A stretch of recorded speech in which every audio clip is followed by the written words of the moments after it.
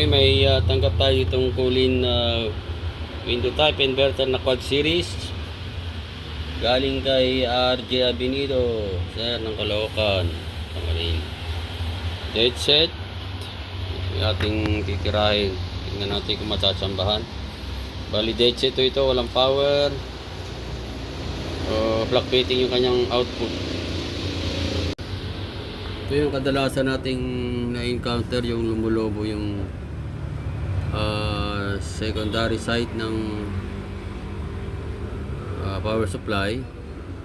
Yan yung mga capacitor maging bloated, lumulobo. Yan. Yung karaniwang sira pagka yung fluctuating output.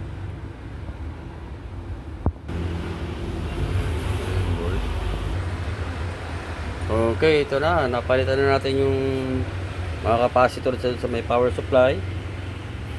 470 microfarad na dalawa by 25, tsaka 220 microfarad by 25. Bali, tinasan ko na yung 470, ginawa kong 470 by 35 tsaka 50, tsaka ganoon din yung 220, ginawa kong 50 tsaka 35. Tayo natin kung hanggang SR number 6007. Sir, ito na yung board mo. Cooling quad series na window type 0.75. Ano sir? Compressor.